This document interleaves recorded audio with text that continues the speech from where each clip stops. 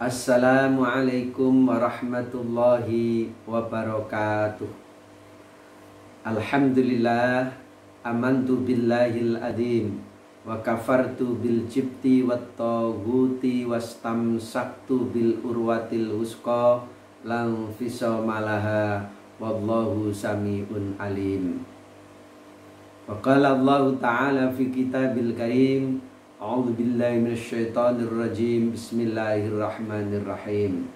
Ya ayyuhalladzina amanu idza kuntum ilas sholati faghsilu wujuhakum wa aydiyakum ilal marafiqi wamshahu biruusikum wa arjulakum ilal ka'bahin.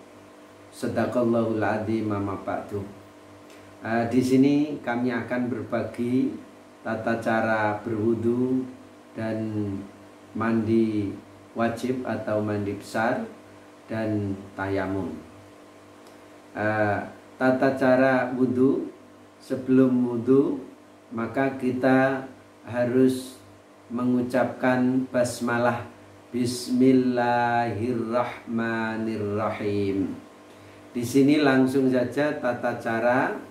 Kalau di dalam Al-Quran cukup singkat, yang dibaca adalah muka, kemudian telapak tangan sampai siku dari yang kanan, kemudian usap kepala, kemudian membasuh kaki.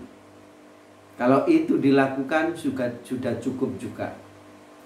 Tapi yang lebih sempurna adalah petunjuk Al-Quran dan kemudian dijelaskan dijelaskan di dalam hadis. Maka setelah membaca Bismillahirrahmanirrahim, kemudian cuci tangan dulu keduanya. Setelah itu kemudian berkumur, bahkan kemudian gosok gigi lebih sempurna. Setelah itu kemudian menghirup air ke hidung. Kalau tidak berpuasa maka yang dalam-dalam, tapi kalau berpuasa secukupnya saja. Maka setelah itu kemudian membasuh muka 3 kali. Membasuh muka 3 kali. Setelah membasuh muka 3 kali, maka kemudian membasuh telapak tangan dengan disilang-silang jarinya sampai ke siku, bahkan dilebihkan lebih baik. Dari kanan, kemudian kiri sampai ke siku. Nah, setelah ini kemudian membasuh kepala, seret ke belakang, ditarik ke depan, kemudian ke telinga. Nah, diusap begini. Nah, setelah ini kemudian membasuh kaki sampai ke mata kaki 3 kali, dari kanan baru kiri. Ini tata cara wudhu secara sempurna. Mudah-mudahan bisa dilakukan dengan baik. Nah, kemudian tata cara mandi. Ketika kita akan berangkat ke sholat Jum'ah, atau ini bisa dilakukan bagi yang putri setelah bersih dari menstruasi, atau kalau kemudian besok sudah berkeluarga bisa dilakukan. Maka ketika di sini kita contohkan akan sholat Jum'ah, kita mandi, maka